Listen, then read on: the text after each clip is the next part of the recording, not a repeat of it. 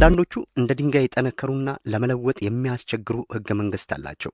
አንዳንዶቹ ደግሞ ልክ እንደ ውሃ ተለዋዋጭና ቀላል። አንዳንዶቹ በመቶዎች የሚቆጠሩ ገጾች ላይ ተጽፈው ሲገኙ፣ ሌሎች ደግሞ አንድም ወጥ ሰነድ የላቸውም። ይህ ሁሉ ልዩነት ከምን የመጣ ይመስላችኋል? መልሱን ከዚህ ቪዲዮ በኋላ ታገኙታላችሁ። ሰላም ውድ ተማሪዎች፣ እንግዲህ በዛሬው የስምንተኛ ክፍል የሲቲዝንሺፕ ትምህርታችን የዓለም ሀገራት የሚመሩባቸውን የህገ መንግስት አይነቶች ወይም ክላሲፊኬሽን ኦፍ ኮንስቲትዩሽን በዝርዝር እናያለን። እስከ መጨረሻው አብራችሁኝ ቆዩ።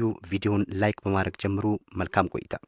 ኦኬ እንግዲህ ከዚህ በፊት ፓርት 1 የምዕራፍ 4 ፓርት 1 ላይ ስለ ኮንስቲትዩሽናሊዝም የሚለውን መሰረታዊ ሀሳብ በደንብ አይተናል። ኮንስቲትዩሽን ኤንድ ኮንስቲትዩሽናሊዝም አንድነት፣ ልዩነታቸው ምን ይመስላል፣ ፐርፐዙ ምንድን ነው፣ ዋት ኢዝ ዘ ኢምፖርታንስ ኦፍ ኮንስቲትዩሽን የሚሉትን ነጥቦች በደንብ አይተናል። ክፍል አንድ ነው ያላያችሁ፣ እሱን አይታችሁ ወደዚህ ብትመጡ ይመከራል። እሺ ለዛሬው ክፍላችን እንግዲህ የምናየው ክላሲፊኬሽን ኦፍ ኮንስቲትዩሽን የሚለውን ነጥብ ይሆናል ማለት ነው። እዚህ ላይ በደንብ ልዩነቶቹን እያንዳንዱን በደንብ እየተገነዘባችሁ እንዲትሄዱ ያስፈልጋል። ሶ እንጀምር። ክላሲፊኬሽን ኦፍ ዘ ኮንስቲትዩሽን እንግዲህ ምደባ አይነቶቹን በምንመለከትበት ሰዓት ላይ ህገ መንግስትን እንዴት ነው የምንመድበው ስንል አንደኛው የምንመድብበት ፎርም አንደኛው በፎርማቸው ነው፣ ፎርም። ሁለተኛው በቼንጅ አሜንድመንት ኦር ቼንጅ ብለን የምንለው ነው። ሶስተኛው በስቴት ስትራክቸር ነው ማለት ነው። በእነዚህ ሶስቱ ነገሮች ላይ ተመርኩዘን ህገ መንግስትን በተለያየ መልኩ እንከፍላለን ማለት ነው። ሶ ቤዝድ ኦን ዜር ፎርምስ፣ በፎርማቸው ያ ፎርማቸው ስንል ምን ማለት ነው? የተጻፈ ያልተጻፈ ብለን ማለት ነው። ስለዚህ በጽሁፍ የሰፈረ ነው ያልሰፈረ የሚለውን ነው የሚያካትተው ማለት ነው ፎርም የምንለው። ስለዚህ ቤዝድ ኦን ዜር ፎርምስ ዊ ካን ክላሲፋይ ኮንስቲትዩሽን ኢንቱ ቱ. The first one is written and unwritten constitutions ብለን በሁለት እንከፍላለን ማለት ነው። ይሄ የተጻፈና ያልተጻፈ ብለን የምንከፍለው ምን ላይ ነው ተብላችሁ ልትጠይቁ ትችላላችሁ። ስለዚህ based on their forms እንላለን ማለት ነው። በፎርማቸው በተጽፏል አልተጻፈም በሚለው መሰረት የተጻፈና ያልተጻፈ ብለን በሁለት እንከፍላለን። ኦኬ ሶ written constitutions እንግዲህ የተጻፈ ህገ መንግስት ስንል ምን ማለት ነው? A written constitution is a constitution that is enacted እንግዲህ የተጻፈ ህገ መንግስት በሚባልበት ሰዓት ላይ በይፋ የታወጀ ህገ መንግስት ማለት ነው። ኢናክት የተደረገ ስለዚህ ያ በይፋ እንግዲህ ለምሳሌ እዚህ ላይ የኢትዮጵያን ህገ መንግስት በምናይበት ሰዓት ላይ ኢትዮጵያ ህገ መንግስቷን ይሄ አሁን ያለውን አራተኛውን ህገ መንግስት በ1995 ነው አይደለ? በፈረንጆቹ አቆጣጠር ወይም 1987 ላይ ነው የጸደቀው። ስለዚህ በአዋጅ የጸደቀው ማለት ነው። ስለዚህ ይሄ እንግዲህ ምን መደረግ አለበት ማለት ነው? ኢናክት መደረግ መቻል አለበት። የመጀመሪያው ይሄ ነው። ስለዚህ written constitution is a constitution that is enacted. ሁለተኛው written constitution ስንል written constitutions contained in a single document ሌላኛውና ዋነኛው መገለጫች ናት። ስለዚህ የተጻፈ ህገ መንግስት በምንልበት ሳለ ሁልጊዜም ወጥ በሆነ በአንድ ጽሁፍ በአንድ ነጠላ ሰነድ ውስጥ ተጠቃሎ የሚገኝ መሆን አለበት ማለት ነው። በአንድ ነጠላ ሰነድ ያ ማለት መጽሐፍ ልክ የኢትዮጵያን ህገ መንግስት አይታችኋል አይደለ? 106 አንቀጾች አሉት በ11 ምዕራፍ የተከፋፈለው። ስለዚህ ማንኛውም ሰው በእጁ ወይም በቤቱ ሊያስቀምጠው የሚችል የመጽሐፍ አይነት ነው ማለት ነው። ሁሉም ህጎች፣ ስርዓቶች፣ ደንቦች የመንግስትን ስልጣን ሊሚት የሚያደርግበት እያንዳንዱ ነገር በዛ ዶኩመንት ውስጥ የተጠቃለለ ነው ማለት ነው። ስለዚህ ሁልጊዜም አንድ ወጥ የሆነ ነጠላ ሰነድ መኖር አለበት። የተጻፈ ህገ መንግስት ስንል ነጠላ ሰነድ መኖር አለበት። ይህ በነጠላ ሰነድ ወይም በአንድ መጽሐፍ ተጠቃሎ መገኘቱ ምንድን ነው የሚጠቅመው ስንል it is readable and can be manageable። አያችሁ። ስለዚህ አንደኛ ሁሉም ሰው በቀላሉ ሊያገኘውና ሊያነበው የሚችል ነው። ሪደብል ነው ጥቅሙ።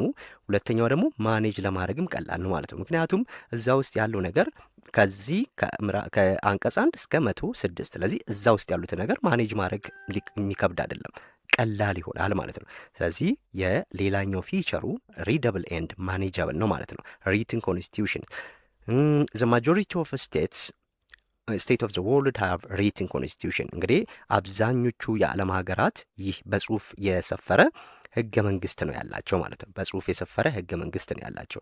አብዛኞቹ አለን እንጂ ሁሉንም አላንም። ስለዚህ በጽሁፍ የሰፈረ ህገ መንግስት አላቸው ማለት ነው። ከዚህ ውስጥ እንግዲህ የኢትዮጵያን አገራችንን ማየት እንችላለን። የሀገራችን ህገ መንግስት ተሰንዶ የተቀመጠ ነው።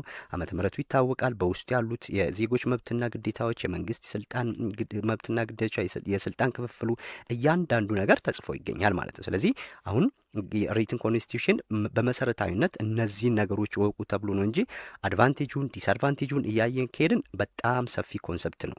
አክቹዋሊ አስገብቼላችሁ ነበር አድቫንቴጅ ዲስአድቫንቴጅ የእያንዳንዱን፣ ግን ሳየው ቪዲዮ ሊረዝም ነው። እንዲሁም መጽሐፋችሁ ላይ ብዙም እነዚህ ነገሮች አያካትትም። ስለዚህ ያው ለጀነራል እውቀት ለአጠቃላይ እውቀት ብዬ አስገብቼ ጊዜያችሁን እንትን ከምል ብዬ በቃ መሰረታዊ እዚህ መጽሐፋችሁ ላይ ያሉትን ሜን ፖይንቶች ብቻ ነው ያካተቱ። ስለዚህ ስለ ሪትን ኮንስቲቱሽን ሁሌም በምታስቡበት ሰዓት ላይ አንድ ኢናክት መደረግ መቻል አለበት። ሁለተኛ ምን መሆን አለበት? በሲንግል ዶኩመንት መቅረብ አለበት። ይህ በሲንግል ዶኩመንት መቅረቡ ደግሞ ሁሉም ሰው በቀላሉ ሊያገኘው የሚችል ነው። እንዲሁም በቀላሉ ይነበባል፣ በቀላሉ ማኔጅ መደረግ የሚችል ነው። እንዲሁም የዓለማችን አብዛኞቹ ሀገራት የሚጠቀሙት ሪትን ኮንስቲቱሽን ነው። ከነዚህ ውስጥ ምሳሌ ዩናይትድ ስቴትስ አሜሪካን ማየት ይቻላል። የአሜሪካ ህገ መንግስት በጽሁፍ የሰፈረ ነው። የካናዳ ማየት ይቻላል፣ ናይጄሪያ፣ ኢትዮጵያ፣ እነዚህ ሀገራት የሚጠቀሙት ሪትን ኮንስቲቱሽን ነው። እነዚህ ብቻ ናቸው ማለት ግን አይደለም። አብዛኞቹ የዓለም ሀገራት ይህንን ህገ መንግስት ይጠቀማሉ ካልን ሁሉንም ሀገራት እዚህ ጋር በምሳሌነት መጥቀስ አንችልም። ሁልጊዜም ፈተና ላይ የምትጠየቁት መጽሐፋችሁ ላይ ያሉትን ምሳሌዎች ብቻ ነው። ስለዚህ እናንተ ፎከስ የምታደርጉት እነሱ ላይ ነው ማለት ነው። ሶ this is all about written constitutions። ሁለተኛው based on their forms ብለን ነው የከፈልነው። ስለዚህ ሁለተኛው አይነት ያልተጻፈ ህገ መንግስት ማለት ነው። unwritten constitutions ያልተጻፈ ህገ መንግስት ስንል ምን እያልን ነው? unwritten constitution is largely based on አለ። ስለዚህ ይህ ያልተጻፈ ህገ መንግስት በምንልበት ሰዓት ላይ ምንን መሰረት ያደረገ ነው ስንል look common rules principles traditions and custom that grew up over a long period of time። እንግዲህ ያልተጻፈ ህገ መንግስት በምንልበት ሰዓት ላይ በአብዛኛው ምን ላይ የተመሰረተ ነው? በጋራ ደንቦች፣ የጋራ ደንቦች አሉ። አያችሁ፣ መርሆች አሉ፣ ፕሪንሲፕሎች አሉ፣ ወጎችና ልማዶች አሉ። እንዲሁም የቆዩ ልማዶች ላይ የተመሰረተ ነው። አያችሁ፣ በቆይታ በብዙ ሺህ ዓመታት ሲተላለፍ ሲወርድ ሲወራረድ የመጣ ነው ማለት ነው። ስለዚህ ሲወርድ ሲወራረድ በዚህ በአብዛኛው ህብረተሰብ ውስጥ ወይም በአብዛኛው የጋራ ደንቦች፣ መርሆች፣ ወጎች፣ ልምዶች እነዚህ ለረጅም ጊዜ የቆዩ ስለሆኑ እነዚህ ላይ ተመስርቶ ነው ሀገሪቷ የምትተዳደርበት ማለት ነው። ስለዚህ ሶርሱ ምንድን ነው ስንል እነዚህ ናቸው። የዚህ ያልተጻፈ ህገ መንግስት ምንጭ የምንላቸው ኮመን ሩልስ ፕሪንሲፕልስ ትራዲሽን ኤንድ ካስተም ናቸው ማለት ነው። እነዚህ እንግዲህ በአንድ ጊዜ የመጡ አይደሉም። ባህል፣ ወግ፣ ልማዶች ሁልጊዜም ከጥንት ጀምሮ ሲተላለፍ ከትውልድ ሲተላለፍ የመጣ ነው። ያንን ደግሞ ህብረተሰቡ ያውቀዋል ተብሎ ነው የሚታሰበው። ከቀን ተቀን ህይወቱ ጋር የተገናኘ ስለሆነ ያውቀዋል። ስለዚህ እዛ የህብረተሰብ ወግ፣ ልማድ፣ ባህል ላይ ተመስርቶ የወጣ የህግ ነው ማለት ነው። ሀገሮች የሚተዳደሩበት ነው ማለት ነው። ይሄ ዋናው ስለ አንሪትን ኮንስቲቱሽን ስናወራ እነዚህ አንዱ ናቸው ማለት ነው። ሁለተኛው ዱ ኖት ኤግዚስት ኢን ሲንግል ሪትን ዶኩመንት። ሁልጊዜም ይሄ አንሪትን ስሙም ይነግረናል፣ ያልተጻፈ ብሎናል። ያልተጻፈ ስለዚህ ያልተጻፈ ከተባለ በአንድ ወጥ ነጠላ ሰነድ የተሰነደ ወይም ተጽፎ የተቀመጠ እንደ መጽሐፍ ያለ አይደለም ማለት ነው። ዱ ኖት ኤግዚስት ኢን ሲንግል ሪትን ዶኩመንት ዶንት ፎርጌት ዚስ ዋን። ኦኬ ሌላኛው እዚህ ለምናየው ፓርላሜንታሪ አክትስ ከስተመሪ ፕራክቲስስ ኮርት ዲሲሽንስ ኤንድ ሶ ኦን ሰርቭ አስ ኤ ኮንስቲቱሽን። እንግዲህ ባልተጻፈ ህገ መንግስት ስንል መሰረቱን አይተናል። እንግዲህ ያልተጻፈ ህገ መንግስት ላይ እንደ ህገ መንግስት የሚያገለግሉ ነገሮች ምንድናቸው ስንል የፓርላማ እንዲህ ህጎች አሉ አይደል? የፓርላማ ድርጊቶች አሉ፣ አክትስ አሉ፣ ህጎች አሉ። ፓርላሜንታሪ አክት ስንል በፓርላማ ውስጥ የወጡ ህጎች ማለት ነው በራሳቸው። ያ ማለት ያልተጻፈ ህገ መንግስት ያላቸው ማለት ፓርላማ የላቸው ማለት አይደለም። ስለዚህ ፓርላማ አላቸው፣ በፓርላማ ውስጥ የሚጸድቁ ህጎች እንዲሁም ምን አለ ከስተመሪ ፕራክቲስስ ይሄ ልማዳዊ አሰራሮች እንዲሁም የፍርድ ቤት ውሳኔዎች ኮርት ዲሲሽንስ እንደምን ያገለግላሉ? እንደ ህገ መንግስት ያገለግላሉ። ስለዚህ እዚህ ቦታዎች ላይ በፓርላሜንት ውስጥ የሚጸድቁ ህጎች እንዲሁም ባህላዊ ልምዶችና የፍርድ ቤት ውሳኔዎች እንደ ህገ መንግስት ይገለገሉባቸዋል። እንደ ህገ መንግስት ሰርቭ ያደርጋል ማለት ነው። አያችሁ። ስለዚህ በሪትን ኮንስቲቱሽን ግን ያ የተጻፈው በወጥ በአንድ ነጠላ ሰነድ ውስጥ የተጻፈው ህግ ብቻ ነው እንደ ህገ መንግስት ሆኖ የሚያገለግለው እንጂ የህብረተሰብ ልማድ፣ ባህል፣ ወግ እንደ ህገ መንግስት አያገለግሉም። የስ ይሄን ልዩነት ያዙ። ኤንድ ኢት ካናት ቢ ኢዝሊ ሪፈርድ እንደ ተጻፈው ህገ መንግስት ማንም ሰው በቀላሉ ሪፈር የሚያደርገው አይችልም። ለምሳሌ ኢትዮጵያ ውስጥ አንድ ሰው ቢመጣ አንድ አዲስ ሰው ከሆነ ዓለም ቢመጣ እና ኢትዮጵያ ምን ትመስላለች የሚለውን ለማየት ቢሞክር ህገ መንግስቱን ብቻ መስጠት ነው። ህገ መንግስቱን ሲያውቅ አንድ የሀገሪቷ አወቃቀር ምን ይመስላል፣ የሀገሪቷ ፎርምስ ኦፍ ገቨርንመንቱ ምን ይመስላል፣ ፓርላሜንታሪ ነው፣ ፕሬዚደንሻል ነው፣ የሀገሪቷ ስቴት ስትራክቸር ምን ይመስላል፣ የስ ዩኒታሪ ነው፣ ፌዴራል ነው፣ ኮንፌዴራል ነው የሚሉትን እያንዳንዱን የመንግስት ስልጣን ጊዜው ስንት ዓመት ነው፣ የህዝቦች መብትና ግዴታ እንዴት ነው፣ ዜግነት የተመለከተ እያንዳንዱን ነገር ምን ማድረግ ይችላል? ሪፈር አድርጎ ማወቅ ይችላል። ነገር ግን አንድ ሰው ቀጥታ ስቴት ማን ነው ያልተጻፈ ህገ መንግስት ያለባት ሀገር ላይ ቢሄድ ሪፈር ሊያደርግ የሚችለው ወጥ የሆነ ሰነድ የለም ማለት ነው። ይሄ አንዱ ዲስአድቫንቴጅ ይሄ ነው። ኢት ካናት ቢዝሊ ሪፈር መደረግ አይችልም ማለት ቢኮዝ የተጻፈ ነገር የለውም። የተጻፈ ነገር ቢኖርም እነዚህ ነገሮች ናቸው። ስለዚህ ወጥ የሆነ በአንድ ወጥ ሰነድ የተሰነደ መጽሐፍ ስለሌለ ይህ አንድ አስቸጋሪ ያደርገዋል ማለት ነው። ይሄ ያልተጻፈ ህገ መንግስት የሚለውን ነው። ኦኬ ያልተጻፈ ህገ መንግስት ያላቸው ሀገራት እነማን ናቸው ስንል እነዚህ ናቸው። መጽሐፋችሁ ላይ ዩናይትድ ኪንግደም ብቻ ነው ያለው። እዚህ ጋር ብታውቋቸው ጥሩ ነው በሚል ያስገባቸው። ሶ አንሪትን ኮንስቲቱሽን ካላቸው ሀገራት ውስጥ አንዷ ዩናይትድ ኪንግደም ናት። እንግሊዝ ምንላት ናት ዩናይትድ ኪንግደም። ስለዚህ ይሄ ሁለተኛው ኢዝራኤል፣ ኒውዚላንድ፣ ኦማን፣ ቡታን፣ እነዚህ ሳውዲ አረቢያ፣ እነዚህ ሀገራት እነዚህ አብዛኞቹ ንጉሳዊ ናቸው እዚህ ያሉት። ስለዚህም ኒውዚላንድ፣ እስራኤል፣ ዩናይትድ ኪንግደም እነዚህም ምን አይደሉም እየተጻፈ ህገ መንግስት የላቸውም። እንደ ህገ መንግስት ሆኖ የሚያገለግላቸው ምንድን ነው? ፓርላሜንታሪ አክት፣ ከስተመሪ ፕራክቲስ ኤንድ ኮርት ዲሲሽን ናቸው ማለት ነው። ቤዝድ ኦን እዚህ ጋር ባልናቸው ነገሮች ሶ ያልተጻፈ ህገ መንግስት ይሄን ይመስላል ማለት ነው። ሶ ቤዝድ ኦን ዜር ፎርምስ ዊ ካን ክላሲፋይ ኮንስቲቱሽን ኢንቱ ቱ ሪትን ኤንድ አንሪትን። ኦኬ ሌላኛው ደግሞ ፍሌክሲብል ኤንድ ሪጅድ ኮንስቲቱሽን ብለን የምንለው ነው። ቅድም እንደ ድንጋይ የጠነከረና እንደ ውሃ የስ የተለያየ ቅርጹን መቀየር የሚችል ብለን ያልነው እነዚህን ሁለቱን ነው ማለት ነው። ሶ ይህንን እነዚህን ደግሞ የምንከፍለው ቤዝድ ኦን ዜር ፎርምስ ብለን ቅድም ከፈልን አይደለ? እዚህ ጋር ደግሞ ዲፔንዲንግ ኦን ዘ ኮምፕሌክሲቲ ኦፍ ሪኳየርመንትስ ስቴትድ ኢን ዘ አሜንድመንት እቺ ናት ዋናዋ ቃል። ስለዚህ ቤዝድ ኦን አሜንድመንት ማለት እንችላለን ማለት ነው። ሶ አሜንድመንት ፕሮሲጀርስ ኤ ኮንስቲቱሽን ሜይ ቢ ኮንሲደርድ ሪጅድ ኦር ፍሌክሲብል ኦር ሪጅድ። ስለዚህ ይሄ አሜንድመንት ያ ማለት ህገ መንግስት የመቀየር ቼንጅ አሜንድመንት ኦር ቼንጅ በቀላሉ መቀየር ይችላል ወይስ አይችልም በሚለው ላይ ተመስርተን ህገ መንግስትን በሁለት እንከፍላለን፣ ፍሌክሲብል ኤንድ ሪጅድ። ስለዚህ ይሄ በምን ላይ ነው ስትባሉ አሜንድመንት ኦር ምን እንላለን? ቼንጅ ኦር አሜንድመንት ብለን በስንት እንከፍላለን? በሁለት ፍሌክሲብል ኤንድ ምን ሪጅድ ኮንስቲቱሽን ብለን በሁለት እንከፍላለን። ቤዝድ ኦን አሜንድመንት ኤንድ ቼንጅ ዶንት ፎርጌት ዚስ ስለሚችል ነው። ስለዚህ ይሄንን ማየት መቻል አለብን ማለት ነው። ሶ ሪጅድ ኮንስቲቱሽን የመጀመሪያው ሪጅድ ኮንስቲቱሽን ነው። ሪጅድ ኮንስቲቱሽን ይሄ ሪጅድ ማለት ቃሉ አሁን በአማርኛው ግትር ማለት ነው አይደለ? ስለዚህ በቀላሉ ነገሮች መቀየር የማይችል ግትር የሆነ ማለት ነው። ስለዚህ ሪጅድ ኮንስቲቱሽን በምንልበት ሰዓት ላይ ኢት ኢዝ ቬሪ ዲፊካልት ቱ አሜንድ የስ ይሄ ህግ መለወጥ መቀየር ማለት ነው። እዚህ ጋር አሜንድመንት ስንል ማሻሻል። ስለዚህ ይሄ በቀላሉ ሊሻሻል የሚችል ህገ መንግስት አይደለም ማለት ነው። ሶ ኢት ኢዝ ቬሪ ዲፊካልት ቱ አሜንድ። ይሄ አንደኛው መገለጫው ነው ማለት ነው የሪጅድ ኮንስቲቱሽን። ሁለተኛው ዘ ፕሮሲጀር ፎር አሜንድመንት ኢዝ ኮምፕሊኬትድ ሜተድ። አያችሁ እንግዲህ አሁን በቀላሉ አይቀየርም ማለት አይደል? ለማሻሻል በጣም አስቸጋሪ ነው አለን ይሄ ሪጅድ ኮንስቲቱሽን። ሁለተኛው የማሻሻያ ሂደቱ በጣም ውስብስብ ስለሆነ ማለት ነው። የማሻሻያ ሂደቱ ውስብስብ ነው። ስለዚህ ውስብስብ ከመሆኑ የተነሳ ይህን አይነት ህገ መንግስት ለመቀየር ወይም ለመለወጥ ለማሻሻል አስቸጋሪ ነው ማለት ነው። ሌላው ኢስ ሬዚስታንስ ቱ ቼንጅ ኤንድ ኢኖቬሽን። አያችሁ ለውጦችንና አዳዲስ ግኝቶችን የመቋቋም ባህሪ አለው ማለት ነው። ያ ማለት ለውጦችና አዳዲስ ነገሮችን ይቋቋም በምንልበት ሰዓት ላይ በአንድ ነገር ላይ ጸንቶ መኖር ነው እንጂ በየጊዜው በሚመጡ ኢኖቬሽኖች ወይም ለውጦች በቀላሉ ራሱን ማደስ የማይችል ነው ማለት ነው። ሪጅድ ነው፣ ግትር ነው፣ እዛው ላይ ነው የሚጸናው ማለት ነው። ስለዚህ የዛሬ 30 ዓመትም 40 ዓመትም የጸደቀ ህገ መንግስት ከሆነ ዛሬም ያንኑ ነው። በጊዜ ሂደት ውስጥ የተሻሻሉ ነገሮች ይህንን ህገ መንግስት አይነኩትም ማለት ነው። ቼንጅ እና ኢኖቬሽንን ሬዚስት ያደርጋል።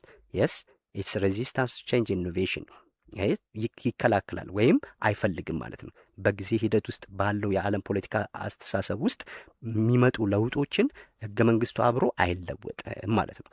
ኢት ካናት ቢ ኢዝሊ ኢንፍሉዌንስድ ቢካውዝ ዜር ኢዝ ሌጋል ፕሮሲጀር ቱ አሜንድ ኢት። እንግዲህ ህጋዊ የማሻሻያ ሂደት ከባድ ስለሆነ የስ ህጋዊ የማሻሻያ ሂደቱ ከባድ ስለሆነ በቀላሉ ተጽዕኖ ሊደረግበት ወይም በቀላሉ ሊለወጥ የሚችል አይደለም ማለት ነው። እዚህ እያልን ያለ ነው። ይሄ አንደኛ ምን ሊሆን ይችላል? ይሄ ህገ መንግስት ሪትን ሊሆን ይችላል፣ የተጻፈ ህገ መንግስት ሊሆን ይችላል። ሶ ሪጅድ ኮንስቲቱሽን ሆኖ የተጻፈ ሊሆን ይችላል አይደል? ለምሳሌ ኢትዮጵያን ማየት እንችላለን። ስለዚህ እነዚህ አይነት ነገሮች አሁን የኢትዮጵያን ህገ መንግስት ዝም ብለን እንቀይር በምንልበት ሳለ ላይ ብዙ ተሞክሯል አይደል? ለመቀየር እጅግ በጣም ኮምፕሌክስ ሆኗል። ለምን? የተለያዩ ብሔር ብሔረሰቦች ከመኖራቸው አኳያ የተለያዩ አይነት አስተሳሰቦች አሉ። ስለዚህ ያ ህገ መንግስት የሚፈልገው ይሄ ይግባብኝ ይላል፣ ሌላው ደግሞ ይሄ ይውጣ ይላል። ስለዚህ ያንን ነገር ለማጣጣም አስቸጋሪ ነው ማለት ነው። የአንዱን ጥያቄ ብቻ ሞልተን የሌላውን ኢግኖር ማድረግ ከባድ ነው አይደለ? በአንድ ሀገር ውስጥ ችግር ይፈጥራል። ስለዚህ ግጭት ከሚነሳ ተብሎ አንዳንዴ በዛው ሊጸና ይችላል። ጸንቶ የተቀመጠ ነው ማለት ነው። ስለዚህ በቀላሉ የሚለወጥ አይደለም። እንደዚህ አይነት ህገ መንግስት ያላቸው ሀገራት ቅድም ሪትን ኮንስቲቱሽን ብለን ያልናቸው ሀገራት ሁሉም እዚህ ጋር አሉ ማለት ነው። ስለዚህ ሪትን ኮንስቲቱሽን ሪጅድ ሊሆን ይችላል።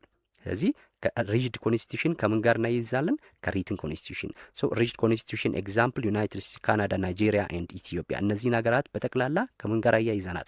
ከሪትን የተጻፈ ህገ መንግስት ያላቸው ሀገራት ብለን ጠቅሰናቸዋል። የተጻፈ ህገ መንግስት ከሆነ የብዙ ሰው ሀሳብ ስላለበት የብዙ ሰው ሀሳብ ደግሞ ህገ መንግስት ውስጥ መስፈር ስለማይችል ያ ነገር እንዳለ ጸንቶ ይቀመጣል ማለት ነው። በኢትዮጵያ በሀገራችን ምሳሌ ማየት እንችላለን አይደለ? ሶ ይሄ የሪጅድ ኮንስቲቱሽን ብለን የመጀመሪያው ክላሲፊኬሽን ነው፣ ቤዝድ ኦን ዜር ቼንጅስ ኦር አሜንድመንት። ሁለተኛው ምንድነው? ፍሌክሲብል ኮንስቲቱሽን ብለን የምንለው ነው። ፍሌክሲብል ነው አይደል? በቀላሉ የሚለዋወጥ እንደማለት ነው። በቀላሉ የሚለዋወጥ። ስለዚህ አሁን እያገናኛችሁ ሪጅድ ኮንስቲቱሽን ከሪትን ኮንስቲቱሽን ጋር አገናኘን አይደለ? ስለዚህ ፍሌክሲብል ኮንስቲቱሽን ደግሞ ከአንሪትን ጋር ማገናኘት እንችላለን። አንሪትን ኮንስቲቱሽን ማለት ነው። ኦኬ አንደኛው ይሄ ፍሌክሲብል ኮንስቲቱሽን ስናነሳ ኢት ኢዝ ኢዚ ቱ አሜንድ ቢኮዝ ይሄንን ፍሌክሲብል ኮንስቲቱሽን እና ሪጅድ ብለን ራሱ ቤዝድ አድርገን የተነሳ ነው። ምንድን ነው? ቤዝድ ኦን ዜር አሜንድመንት አይደለ?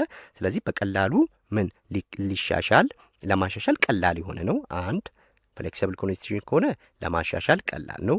ሁለተኛው ዘ ፕሮሲጀር ፎር አሜንድመንት ኢዝ ሲምፕል ሜተድ ዘ ፕሮሲጀር ፎር አሜንድመንት ኢዝ ኮምፕሌክስ ብለን ያልነው ለማን ነው? ለሪጅድ ነው ማለት ነው። ስለዚህ እዚህ ጋር የማሻሻያ ሂደቱ ቀላል ዘዴን ይከተላል ማለት ነው። ቀላል ዘዴን ይከተላል።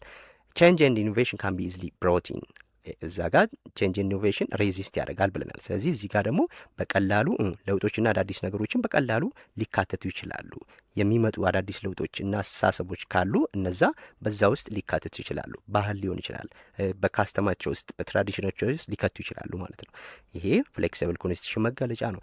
ኢት ኢዝ ናት ሱተብል ፎር ፌዴራል ሲስተም። አያችሁ፣ ፌዴራላዊ ሲስተም ለምትጠቀም ሀገር ምቹ አይደለም ፍሌክሲብል ኮንስቲቱሽን ማለት ነው። ፌዴራላዊ እንግዲህ ፌዴራላዊ ስንል የስልጣን ክፍፍል ያለበት ነው ብለናል አይደል? ፌዴራሊዝም ማለት ራሱ። ስለዚህ አሁን ፌዴራላዊ ሀገር ደግሞ ማን ነው? ፌዴራላዊ የስቴት ስትራክቸር ያላቸው ሀገራት ደግሞ ምንድን ናቸው ብለናል? ሄትሮጂኒየስ ናቸው። ፌዴራላዊ ካልን ሄትሮጂኒየስ ነው አይደል? ሄትሮጂኒየስ የሆነ ማለት ነው። ስለዚህ ሄትሮጂኒየስ የሆኑ ከሆነ ደግሞ ያ ማለት ብዝሃ ብሔር፣ ብዝሃ ሃይማኖት፣ ሰፊ ግዛት ምናምን ያለው ሀገር ነው ሄትሮጂኒየስ የሚሆነው። ስለዚህ ለእንደዚህ አይነት ሀገራት ደግሞ ፍሌክሲብል ኮንስቲቱሽን ላይመች ይችላል። ምክንያቱስ ሁሉም አንድ አይነት አስተሳሰብ ላይኖራቸው ይችላል። በጊዜ ሂደት ውስጥ የመጡ አስተሳሰቦች አንዳንዱ ከሃይማኖቱ ጋር ከብሔሩ ጋር ያገናኘውና ለለውጥ እና ለአዳዲስ እሳቤዎች ክፍት ላይሆን ይችላል። ስለዚህ እንለውጥ ብንል የተጻፈው ህገ መንግስት እንለውጥ ብንል አስቸጋሪ ይሆናል ማለት ነው። ስለዚህ ፍሌክሲብል ኮንስቲቱሽን ሲዩተብል የሚሆነው ለማን ነው? ለዩኒተሪ ስቴት ስትራክቸር። እንደዚህ አይነት ነገሮችን ትጠየቃላችሁ። ስለዚህ ይሄ አመቺ የሚሆነው ዩኒተሪ ስቴት ስትራክቸር ላለው ነው ማለት ነው። ያኛው ሪጅድ ኮንስቲቱሽን ደግሞ ሪጅድ ኮንስቲቱሽን ጥሩ የሚሆነው ለማን ነው? ለፌዴራል ስቴት ስትራክቸር ኦር ሄትሮጂኒየስ ሶሳይቲ ላለበት ነው ማለት ነው። የትኛው ሪጅድ ሄትሮጂኒየስ ከሆነ ነው። ፍሌክሲብል ከሆነ ሆሞጂኒየስ ነው መሆን ያለበት። ሆሞጂኒየስ ከሆነ ምንድን ነው ብለናል? ዩኒተሪ ስቴት ስትራክቸር ነው። ተመሳሳይ ሃይማኖት፣ ተመሳሳይ ባህል፣ ግዛቱ ትንሽ ሲሆን ሆሞጂኒየስ ሶሳይቲ ሲሆን ፍሌክሲብል ኮንስቲቱሽን አመቺ ነው። ሆሞጂኒየስ ደግሞ ሲሆን ምንድን ነው? ዩኒተሪ ስቴት ስትራክቸር ይኖረዋል ማለት ነው። ይህንን በዚህ ማየት ትችላላችሁ። ኢት ካን ቢ ኢዝሊ ኢንፍሉዌንስድ ባይ ኢንፍሉዌንሻል ሊደርስ። ስለዚህ ይህ አይነት የህገ መንግስት ተደማጭነት ባላቸው መሪዎች በቀላሉ ተጽዕኖ ሊደረግበት ይችላል። ስለዚህ በቀላሉ ሊለወጥ ይችላል። ህዝቡን የማሳመን ስራ ይሰራና ከዛ በኋላ ያንን ኢንፍሉዌንስ ማድረግ ይቻላል።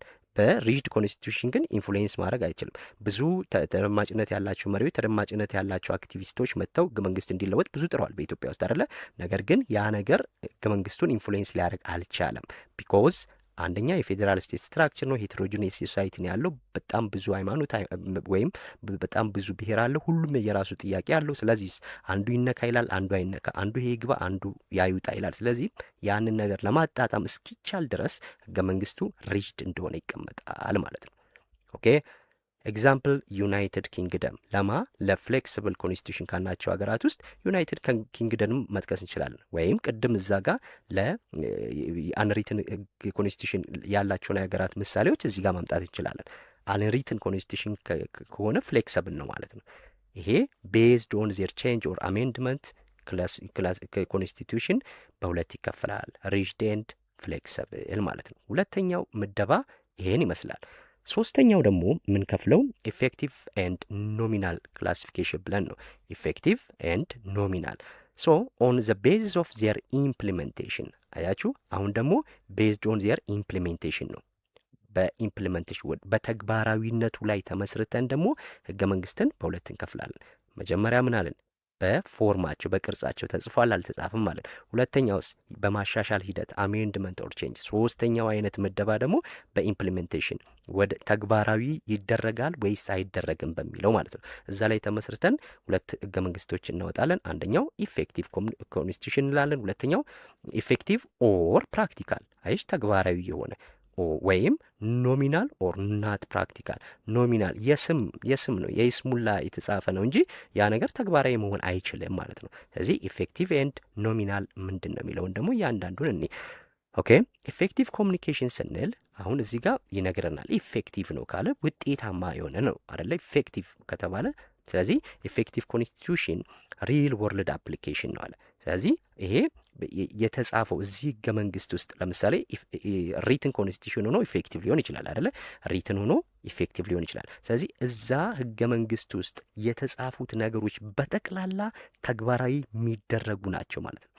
አያችሁ። ስለዚህ የመናገር ነጻነት አለ ካለው ህገ መንግስቱ ያ የመናገር ነጻነት ሙሉ በሙሉ ሊተገበራል ማለት ነው። የመንቀሳቀስ ነጻነት፣ ሰላማዊ ሰልፍ የማድረግ ነጻነት፣ እነዚህ ነገሮች በጠቅላላ ተግባራዊ ይደረጋሉ ማለት ነው። ኢፌክቲቭ ኮንስቲቱሽን የተባለውም ለዛ ነው። ስለዚህ ህገ መንግስቱ ላይ ያሉት አንቀጾች በጠቅላላ የሚተገበሩ ከሆነ ያ ኢፌክቲቭ ኮንስቲቱሽን ይባላል ማለት ነው። ሶ ኢፌክቲቭ ኮንስቲቱሽን ላይ አንዱ ምንድን ነው? ሪል ወርልድ አፕሊኬሽን ነው ማለት ኤንድ ሩል ኦፍ ሎ አለ። አያችሁ። ስለዚህ ኢፌክቲቭ ኮንስቲቱሽን ላይ ሩል ኦፍ ሎ አለ። አንደኛው በተግባር ላይ የሚውል ነው ብለናል። ሁለተኛው ደግሞ ምንድን ነው? የህግ የበላይነት ይከበርበታል ማለት ነው። አሁን እዚህ ጋር ህገ መንግስቱ ላይ የጻፉትን ነገሮች ሁሉ ተግባራዊ ማድረግ ከቻልን ስለዚህ የህግ የበላይነት ተከበረ ማለት ነው አይደለ? የህግ የበላይነት የሚጣሰው መቼ ነው? ዜጎች ያላቸውን መብት በህገ መንግስት ያላቸውን መብት ኤክሰርሳይዝ እንዳያረጉ መንግስት ጫና ሲፈጥር ሩል ኦፍ ሎ ተጣሰ እንላለን። ስለዚህ ተግባራዊ ተደረገ ማለት ደግሞ ሩል ኦፍ ሎ ተከበረ ማለት ነው። ስለዚህ የህግ የበላይነት ይከበርበታል ማለት ነው እዚኛው ህገ መንግስት ላይ። ሶስተኛው ኢንዲፔንደንት ጁዲሸሪ አለ። ስለዚህ ገለልተኛ የዳኝነት አካል አለ ማለት እዚህ ጋር አያችሁ። ገለልተኛ የዳኝነት አካል ያ ማለት ምን ማለት ነው? ስሪ ብራንችስ ኦፍ ገቨርንመንት ብለን ያልናቸው አለ አይደለ? የመጀመሪያው ሌጊስሌቲቭ፣ ኤክስኪዩቲቭ ኤንድ ጁዲሸሪ ብለን ማለት ነው። ስለዚህ ብዙ ጊዜ ብዙ ሀገራት ላይ በእኛም ሀገራት ማየት ይችላል። በኢትዮጵያ ሌጊስሌቲቭ ጁዲሸሪው ላይ ጫና ይፈጥራል። ያ ማለት ጁዲሸሪ የዳኝነት አካል ነው ብለናል። ስለዚህ መንግስት ምን ጣልቃ ሲገባ ይታያል ዳኝነት ስርዓት ላይ አይደለ? ስለዚህ ኢንፍሉዌንስ ይደረጋሉ ማለት ነው። ዳኞች በትክክል እንዳይፈርዱ እዚህ ጋር ያሉ ባለስልጣናት ጫራ ላይ ያደርጉባቸው ይችላሉ። የስ እንደነዚህ አይነት ያው አንዲሞክራቲክ የሚሆኑ ሀገራት ላይ ወይም ዲክታተር የሆኑ መሪዎች ሲኖሩ ባለስልጣናት ሲኖሩ የዳኝነት አካሉ ላይ ጫና ይፈጥራሉ ማለት ነው። በዚህ በኢፌክቲቭ ኮንስቲቱሽኑ ላይ ግን የህግ አውጪው አካል የዳኝነት አካሉ ላይ ተጽዕኖ አይፈጥርም። ያ ማለት ሴፓሬሽን ኦፍ ፓወር አለ ማለት ነው። አንዱ ላይ ጣልቃ አይገባም። ሶ ጁዲሸሪው ምንድን ነው አለ? ኢንዲፔንደንት ነው ማለት ነው። ስለዚህ ነጻና ገለልተኛ የዳኝነት አካል አለ ማለት ነው። ኢፌክቲቭ ኮሚኒኬሽን የስ። ሌላው ፕሬዲክታቢሊቲ አለ። ፕሬዲክታቢሊቲ እንግዲህ ግልጽነትና ይሄ ተገማችነት አለው አለ። ግልጸኝነት፣ ተገማችነት አለው። እዚህ ጋር ምን ለማለት ነው ፕሬዲክታብል ነው ስንል ኦልሬዲ ኢፌክቲቭ ኮንስቲቱሽን ካለ እዛ ውስጥ ያሉ ነገሮች ሁሉ እንደሚተገበሩ ግልጽ ነው። የስ ህዝቦች ኤክሰርሳይዝ ሊያደርጉ የሚችሉት ነገር ሚዲያው፣ ጆርናሊስቶቹ ምኖቹ የሚያደርጉት ነገር ምንድን ነው የሚሉት ነገር እንደሚተገበር ተገማች ነው ማለት ነው። ቢኮዝ ኢፌክቲቭሊ ምን ማድረግ ተግባራዊ ማድረግ እንደሚቻል ስለሚታወቅ ማለት ነው። ስለዚህ ፕሬዲክታብል ነው ብለን እንላለን ማለት ነው። እነዚህ የኢፌክቲቭ ኮንስቲቱሽን መገለጫዎች ናቸው። ኤግዛምፕል ሞስት ስቴብል ሊበራል ዲሞክራሲስ እንግዲህ ሊበራል ዲሞክራት ናቸው የሚባሉ ሀገራት ላይ የሚተገበር ነው ማለት ነው። ሊበራል ዲሞክራት እዚህ ጋር እንግዲህ እነ ጀርመን፣ ካናዳ፣ ጃፓንን ይጠቀሳሉ ማለት ነው። ስለዚህ እዛ ህገ መንግስት ላይ ያለው ነገር ሁሉ ለዛ ህገ መንግስት ታዛዥ ናቸው፣ ታማኝ ናቸው። እነማ መሪውም ህዝቦቹም ማለት ነው። ስለዚህ ሊበራል ዲሞክራቶች እንግዲህ ሶሻል ዲሞክራት፣ ሊበራል ዲሞክራት ብለን ህገ መንግስትን እንከፍላለን አይደል በሰባተኛ ክፍል ላይ። ስለዚህ ይሄ ሊበራል ዲሞክራት በሚሆንበት ሰዓት ላይ ያው ሊበራል በምንልበት ሰዓት ላይ መንግስት በኢኮኖሚው ሊሆን ይችላል በተለያዩ ነገሮች ላይ ብዙ ጣልቃ የማይገባበት ማለት ነው። የግለሰቦች መብት የሚከበርበት ማለት ነው። እንደ ብሔር ሳይሆን መብት የሚከበረው እንደ ግለሰብ ነው። እኔ በእኔነቴ ነው የምታወቀው እንጂ በብሔሬ አይደለም ማለት ነው። ሊበራል ዲሞክራት ሲኮን ይሄ እነዚህ ነገሮች ሁሉ ተግባራዊ ይደረጋሉ። ግን ሁሉም ሊበራል ዲሞክራሲ የሚጠቀሙ ሀገራት ሁሉ ኢፌክቲቭ ኮንስቲቱሽን አላቸው ማለት ግን አይደለም ማለት ነው። ሶ ሌላኛው ቤዝድ ኦን ኢምፕሊሜንቴሽን ይሄኛውን አየም ማለት ነው። ሁለተኛው ኖሚናል ኮንስቲቱሽን ነው። ኖሚናል ኮንስቲቱሽን ይሄ ደግሞ የይስሙላ ህገ መንግስት እንለዋለን። ህገ መንግስቱ ሲታይ ህገ መንግስቱ ውስጡ ያሉትን ነገሮች ስናይ በጣም ደስ ይላሉ፣ ያምራሉ። ዜጎች ሙሉ መብት አላቸው። በኢኮኖሚ ማደግ መብት፣ የፈለጉትን የመናገር፣ ሰላማዊ ሰልፍ የማምረግ፣ የመምረጥ፣ የመመረጥ እነዚህ ሁሉ ነገሮች እዚህ ህገ መንግስት ውስጥ ተጽፎ ይገኛል። ግንስ ማንም ሰው ሊተገብረው አይችልም ማለት ነው። ለይስሙላ ነው ኖሚናል የተባለው ለዛ ነው ማለት ነው። ሶ እዚህ ላይ the laws stated in the constitution are not practically implemented የተጻፉት እዛ ህገ መንግስት ውስጥ የሰፈሩት ነገሮች ሁሉ በተግባር የሚለወጡ አይደሉም ማለት ነው። የስ ለይስሙላ ብዙ ዲክታተር የሆኑ አምባገነን የሆኑ መሪዎች እኮ ጥሩ ህገ መንግስት አላቸው። ህገ መንግስታቸው ስታይ የዓለም አቀፍ ህጎችና ደንቦችን ተግባራዊ አድርገው ነው የሚገኙት። የሰብአዊ መብት ጥበቃን የስ እስረኞች መብታቸው ሳይጣስ የስ ሰብአዊ መብታቸው ተከብሮ እንዲታሰሩ እንዲታረሙ ይደረጋል እያለ ህገ መንግስታቸው ሊያወራ ይችላል። ነገር ግንስ በጨለማ ውስጥ ሊያስሩ ይችላሉ። ህገ መንግስታቸው ብርሃን ነው አይደለ? ግን እነሱ ጨለማ ውስጥ ቶርች ሊያደርጉ ይችላሉ፣ ሊገሉ ይችላሉ፣ ምርጫ ሊያጭበረብሩ ይችላሉ። እነዚህ ነገሮች ሁሉ ተግባራቸውና በህገ መንግስት የተጻፈው ነገር ፍጹም ሳይገናኝ ሲቀር እንደዚህ አይነት ህገ መንግስት ኖሚናል ኮንስቲቱሽን ይባላል ማለት ነው። እንደነዚህ አይነት ህገ መንግስት ያላቸውን እናንተ ማሰብ ነው። ሁለተኛው ፓወር ኢዝ ኦፍን አብሶሉት አያችሁ። ስለዚህ ፓወር ኢዝ ኦፍን አብሶሉት አለን። እዚህ ጋር ምን እያለን ነው እንግዲህ ያው በዚህ በኖሚናል ህገ መንግስታት ስልጣን ብዙውን ጊዜ ፍጹማዊ ነው ማለት ነው። ስልጣን ፍጹማዊ ነው። ያ ማለት ስልጣን የያዘው መንግስት ስልጣንን በቀላሉ አይለቅም። ህገ መንግስቱ በየ5 ወይ በየ6 ዓመቱ ምርጫ ይደረጋል ቢልም ምርጫ አጭበርብሮ ያልፏታል። ወይም ተፎካካሪዎችን አስረው ወይ ገለው ተፎካካሪ 40 ሆኖ ብቻቸውን ተወዳድረው ሊያሸንፉ ይችላሉ እንጂ በቀላሉ ስልጣንን አይለቁም። ህገ መንግስቱን አይተገብሩትም ማለት ነው። ሶ ፓወር ኢዝ ኦፍን አብሶሉት ሊሚትስ አር ኢግኖርድ። አያችሁ፣ ገደብ ይጣሳል ማለት ነው። ከሁለት በላይ ጊዜ መመረጥ አይችልም ከተባለ ያንን ህገ መንግስት ቀይሮት ምርጫ ሊመረጥ ይችላል እንጂ በቀላሉ ከስልጣን የሚወርዱ አይደሉም። እንደዚህ አይነት ህገ መንግስት ያላቸው መሪዎች ማለት ነው። ራይትስ ኤግዚስት ኦን ፔፐር በት አር ሰፕረስድ አለ። አያችሁ፣ መብቶች በወረቀት ላይ ወይም በዛ ህገ መንግስት ላይ አለ መብቶች አይደለ? ነገር ግን አይተገበርም ማለት በቃ አይተገበርም፣ በፍጹም የሚተገበር አይደለም ማለት ነው። እንደነዚህ አይነት ነገሮች በተግባር የማይተገበር ህገ መንግስት፣ ነገር ግን ህገ መንግስቱ የሰፈሩ ነገሮች ሁሉ መልካም ሆነው በተግባር ግን ሲታይ ፍጹም ተቃራኒ የሆነ ህገ መንግስት ኖሚናል ህገ መንግስት ይባላል ማለት ነው። መጽሐፋችሁ ላይ ለዚህ ለኖሚናል ህገ መንግስት ኤግዛምፕል ኮንስቲቱሽን ምስ ፎርመር ሶቪየት ዩኒየን ዩኤስኤስአር የምትባሉ የቀድሞዋ ነው። እዚህ ጋር አሁን ራሽያ ለምንላት አይደለም፣ ዩናይትድ ሶቪየት ሶሻሊስት ራሽያ ይባላል። ይሄ ሲተነተን ማለት ነው። ስለዚህ ሶቪየት ዩኒየን የምንለው ማለት ነው የቀድሞዋ ናት። አሁን ወደ ተለያየ ሀገር ተከፋፍላለች። ይሄ በቀድሞ ነው እንጂ የአሁኗ ራሽያ ማለት አይደለም እዚህ ጋር። ስለዚህ ዩኤስኤስአርን እንደ ምሳሌ መጥቀስ ትችላላችሁ። ግን ብዙ ሀገራትንም ደግሞ መጥቀስ እንችላለን እዚህ ውስጥ ህገ መንግስቱ ውስጥ የተጻፈው ጥሩ ሆኖ ነገር ግን ያን ህገ መንግስት ውስጥ ያሉትን መብቶች ኤክሰርሳይዝ ማድረግ የማይቻልባቸው በጣም ብዙ ሀገራት አሉ፣ ስፔሻሊ አፍሪካ። ኦኬ፣ ሌላኛው የመጨረሻው የህገ መንግስት ክፍፍልን ስናይ ፌዴራል እና ዩኒተሪ ኮንስቲቱሽን ብለን እንከፍላለን ማለት ነው። ስለዚህ ይህንን ደግሞ ምን ላይ ተመስርተን ነው የምንከፍለው? ቤዝድ ኦን ዋት ዲፔንዲንግ ኦን ስቴት ስትራክቸር፣ በሀገር መዋቅራቸው ላይ ተመስረ ሀገራት በሶስት ሊዋቀሩ ይችላሉ። አንደኛው ዩኒተሪ ሊሆን ይችላል፣ አህዳዊ ሊሆን ይችላል፣ ፌዴራላዊ ሊሆን ይችላል፣ ወይም ኮንፌዴራል ሊሆን ይችላል። ስለዚህ ቤዝድ ኦን ኦር ዲፔንዲንግ ኦን ዘ ስቴት ስትራክቸር ዜር አር ቱ ታይፕስ ኦፍ ኮንስቲቱሽን፣ ሁለት አይነት አለ ማለት ነው። እንዳትረሱ በደንብ እነዚህን ነገሮች።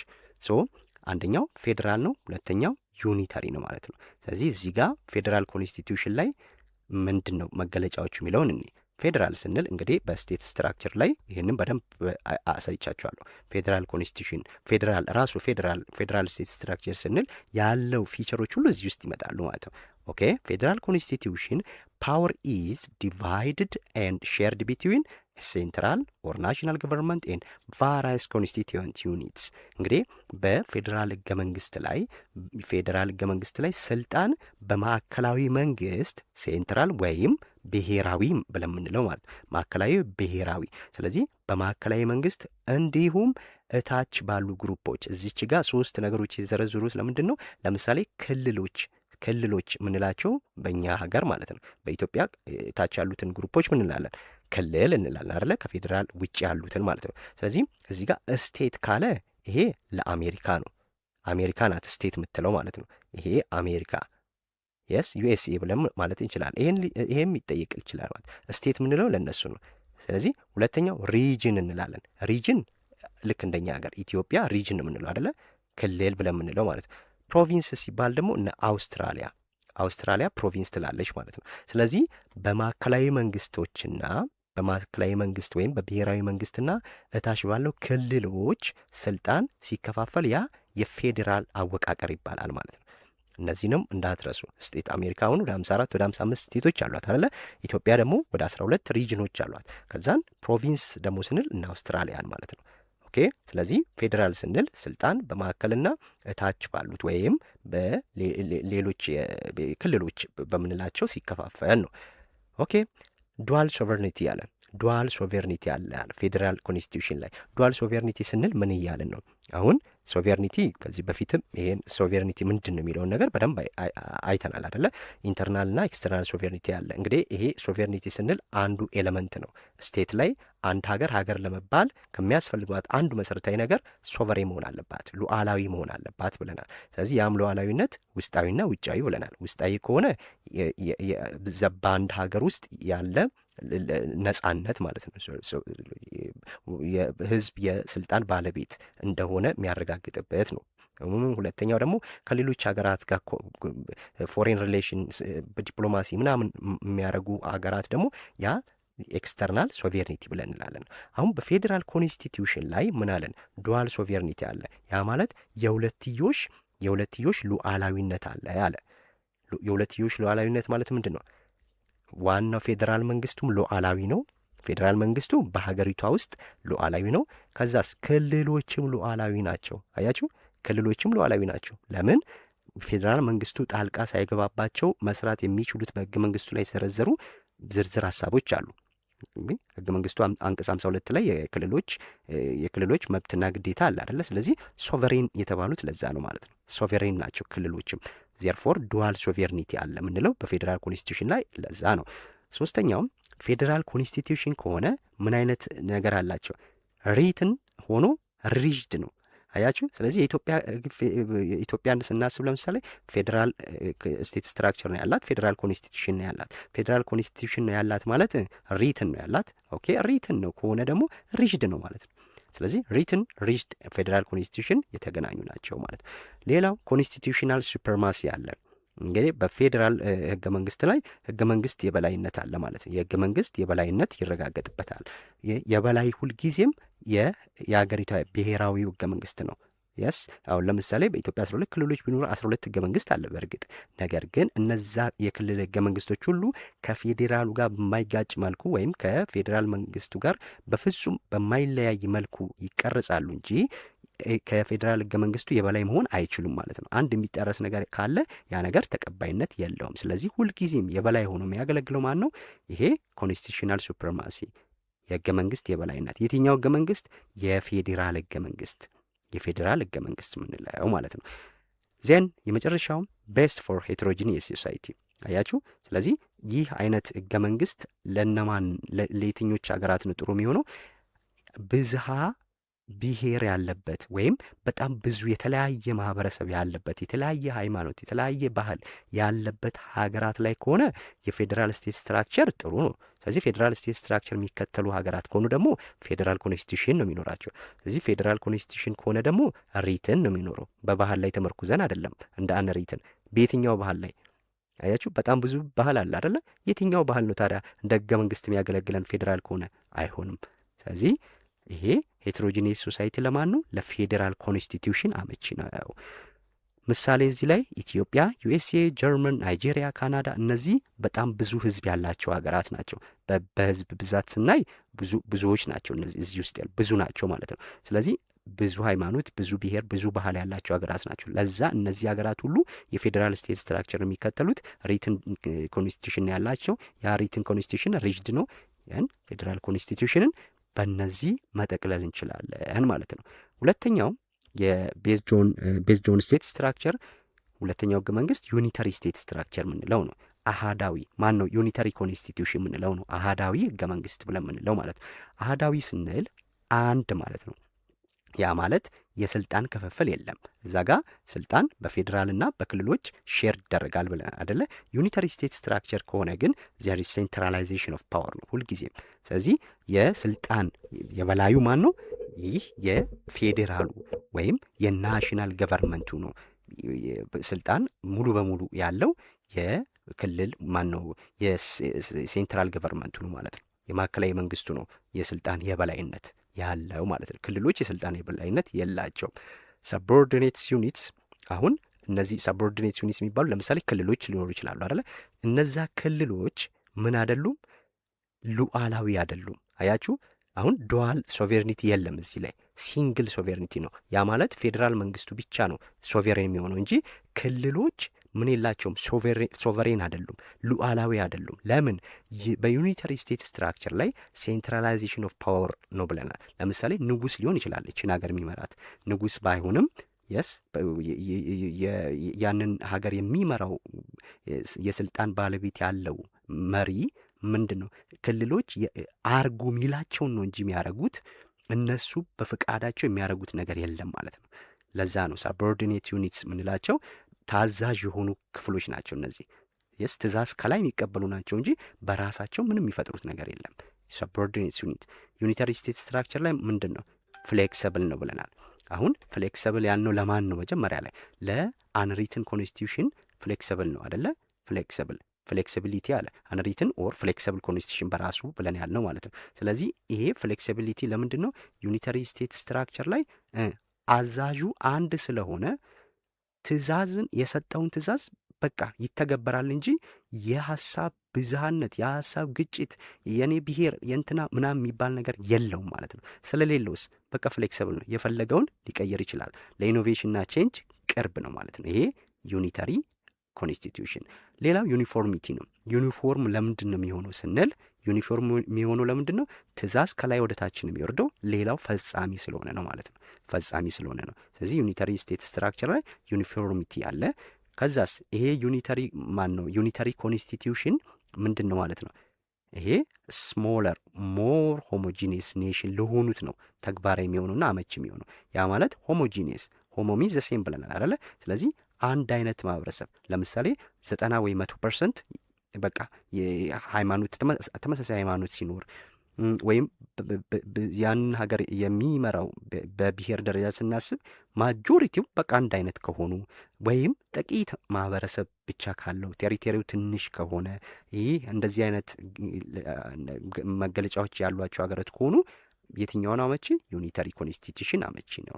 ለምሳሌ ዩናይትድ ኪንግደም እንግሊዝ መውሰድ እንችላለን። ፍራንስ፣ ጃፓን፣ ኬንያ እነዚህ ሲጀምርም ዩኒታሪ ስቴት ስትራክቸር ነው ያላቸው አይደል? ፌዴራል አይደሉም። ስለዚህ ዩኒታሪ ስቴት ስትራክቸር ነው። ከዛ በኋላ ደግሞ ዩኒታሪ ኮንስቲቱሽን ያላቸው ማለት ነው። ስለዚህ ሆሞጂኒየስ እንዳትረሱ፣ ለፌዴራል ሄትሮጂኒየስ። እዚህ ዩኒፎርሚቲ የለም በፌዴራል ፍሌክሲብልም አይደለም፣ ሪጅድ ነው በፌዴራል። ሰቦርዲኔት ዩኒት የላቸውም። ሎካል ወይም ሪጅኖች ምንድን ናቸው? ሶቨሬን ናቸው። ሴንትራላይዜሽን ኦፍ ፓወር የለም ለፌዴራል። ምንድን ነው ያለው? ዲሴንትራላይዜሽን ኦፍ ፓወር ነው ያለው። ፓወር ሼር ይደረጋል በሪጅኖችና በሴንትራል ገቨርንመንት ማለት ነው። ሶ ቤዝድ ኦን ስቴት ስትራክቸር በሁለት ከፈልን ማለት ነው። ኦኬ፣ የዚህ ቶፒክ ማጠቃለያ እንግዲህ እቺ ሰመሪዋን ማየት ለእናንተ ለፈተና ጥሩ ነው ያዘጋጃቸዋል ብዬ አስባለሁ። ስለዚህ አሁን ያያናቸውን የህገ መንግስት ክፍፍሎች በአጭሩ ስናጠቃለው እነዚህን ይመስላሉ ማለት ነው። አንደኛው ቤዝስ ኦፍ ክላሲፊኬሽን የከፋፈልንባቸው መሰረቱ ምንድን ነው፣ ምን ላይ ተመርኩዘን የከፈል ነው የሚለውን እዚህ ጋር አለ። ስለዚህ ታይፕ 1 ታይፕ 2። ስለዚህ ቤዝስ ኦፍ ክላሲፊኬሽኑን ስናይ የመጀመሪያው ሪትን ኤንድ አንሪትን ብለን የከፈል ነው ምን ላይ ነው? ፎርሙ ላይ ዲፔንድ ሆነን ነው ማለት ነው። ሶ ቤዝድ ኦን ዜር ፎርምስ ዊ ካን ክላሲፋይ ኮንስቲቱሽን ኢንቱ ቱ ሪትን ኤንድ አንሪትን። ሁለተኛው ቤዝስ ኦፍ ክላሲፊኬሽኑን ስናይ ቼንጅ ነው ወይም አሜንድመንት የማሻሻል ሂደቱ ማለት ነው። ስለዚህ በቀላሉ የሚሻሻል ነው ወይስ በቀላል መሻሻል አይችልም ስንል በሁለት እንከፍላለን። ፍሌክሲብል እና ሪጅድ ብለን በሁለት እንከፍላለን ማለት ነው። ቤዝድ ኦን ስቴት ስትራክቸር ፌዴራል ኤንድ ዩኒተሪ። አያችሁ፣ ቤዝድ ኦን ስቴት ስትራክቸር በሀገሪቷ መዋቅር መሰረት ተመርኩዘን ህገ መንግስትን የፌዴራል ህገ መንግስትና የዩኒተሪ ህገ መንግስት አሃዳዊ ህገ መንግስት ብለን በሁለት እንከፍላለን ማለት ነው። የመጨረሻው ቤዝድ ኦን ኢምፕሊሜንቴሽን በተግባራዊነቱ ላይ ተመርኩዘን ደግሞ ህገ መንግስትን ኢፌክቲቭ ውጤታማ ህገ መንግስትና ኖሚናል የይስሙላ ህገ መንግስት ብለን በሁለት እንከፍላለን ማለት ነው። ይሄ ዛሬውን ትምህርት በዚህ ያጠቃልላል ማለት ነው። ይሄ እንግዲህ የህገ መንግስትን ክፍፍል ነው ያየነው። ይሄን ይመስላል። ያልገባችሁ ነገር ካለ ጥያቄ ካላችሁ እንዲብራራ የምትፈልጉት ነገር ካለ ማንኛውም ሀሳብ አስተያየት በኮሜንት መስጫው ላይ ያስቀምጡልኝ። ቪዲዮውን ላይክ አድርጉ፣ የደውል ምልክቱን ተጫኑ። በቀጣይ ሌሎች ቪዲዮዎችን እንዲደርሳችሁ ሼር ማድረግ አትርሱ። እንዲሁም አዳዲስ ከሆናችሁ ሰብስክራይብ አድርጉ። በቀጣይ እስከምንገናኝ መልካም ቆይታ።